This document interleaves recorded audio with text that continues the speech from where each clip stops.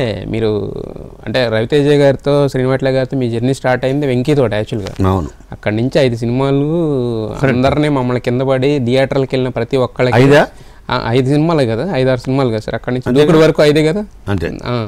కింద పడి పడేలేని తర్వాత బాద్షా కూడా బాదుషా మాట్లాడదాం సార్. ఓకే. అంటే కింద పడినవి ఎలా చేశారు అప్పటి వరకు. సో ఇంత ఒక హిట్ కాంబినేషన్, ఒక హిట్ ఇది ఏమైంది సార్? ఆఫ్టర్ దూకుడు ఒక బ్లాక్ బస్టర్ హిట్ ఇచ్చిన తర్వాత ఏం జరిగింది అసలు? ఏది సపరేషన్ ఏంటి? ఎందుకంటే అంటే ఒక హిట్ కాంబినేషన్ కింద ముందుకెళ్ళిపోతున్న దానికి ఇది బ్యూటిఫుల్ ఓల్డ్ టాపిక్ కాదా ఇది? ఓల్డ్ టాపిక్ కాదు సార్, కొన్ని ఎవర్ గ్రీన్ టాపిక్స్ ఉంటాయి.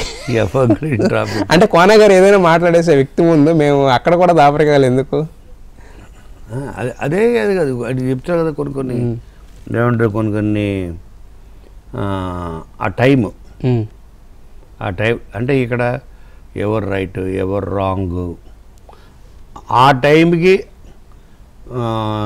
ఇద్దరు రాంగ్ అవ్వచ్చు. ఓకే. ఇప్పుడు 10 years లేటర్ 3 years లేటర్ చూసుకుంటారే అది సిల్లిగా అనిపిస్తాయి కొన్ని చిన్న చిన్న. రియలైజ్ అయ్యారా తర్వాత? అంటే ఎవరు తప్పు ఎవరు రాంగ్ అనేది అట్లీస్ట్ తర్వాత తప్పు ఎవరు రాంగ్ అని కాదు. ఇట్ ఈస్ అంటే ఎప్పుడు కూడా ఏమంటుంది, ఒక పెద్ద సక్సెస్ వచ్చింది అనుకోండి, ఆ సక్సెస్ ఒక బలిని కోరుకుంటుంది. ఆ బలి could be relation.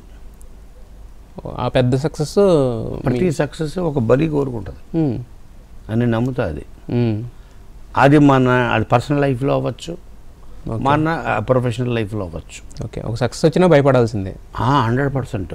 Success is more dangerous than failure. Okay. ఎందుకంటే ఒక ఫెయిల్యూర్ వచ్చిన తర్వాత మనము ఒక షెల్లోకి వెళ్ళిపోతాం. ఓకే. మనం సక్సెస్ వచ్చిన తర్వాత మనలో స్పీడ్ పెరిగిపోద్ది, మనలో కాన్ఫిడెన్స్ పెరిగిపోతుంది. అంటే నాకు తెలిసినంతవరకు ఈ ఇష్యూలో మీరు అప్పుడు అన్నది ఏంటంటే ఒక రైటర్ క్రెడిట్ రైటర్కి ఇవ్వకపోవడం అనేది నాకు తెలిసి అప్పుడు దీనికి అంతటికీ కారణం అని అనుకున్నాను నేను. అది కరెక్టేనా?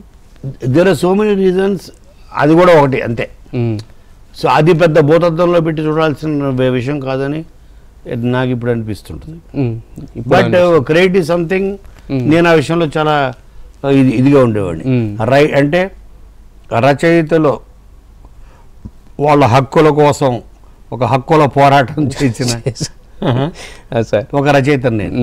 రచయితల తరఫున అది ఎవరన్నా కానీ నేను కొన్ని ఆ టైంలో నేను కొన్ని బోల్డ్ ఇంటర్వ్యూలు ఇచ్చినప్పుడు చాలామంది రైటర్లు నా దగ్గరకు వచ్చేవాళ్ళు. మనం ఏదో ఓల్డ్ సిటీ దాదాలాగా ఇంటి బయట మీకోసం ఎవరు వచ్చారు, ఏంటి సార్ నాకు డైరెక్ట్ క్రెడిట్ ఇవ్వట్లేదు సార్. అవునా, ఇవ్వట్లేదు అంటే నెంబర్ చెప్పు. జరిగినాయి అయితే ఇది అంటే అదేదో మనం అప్పుడు ఆ టైంలో ఉన్న ఏమంటారు హీట్ అంటారు sir, heat of the moment.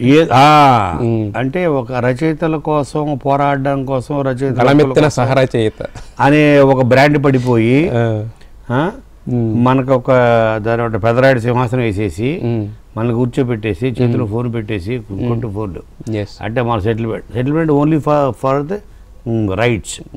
Producer డబ్బులు ఇవ్వలేదు, ప్రొడ్యూసర్ పేరు తీసేస్తా అన్నాడు, డైరెక్టర్ తీసేస్తాను.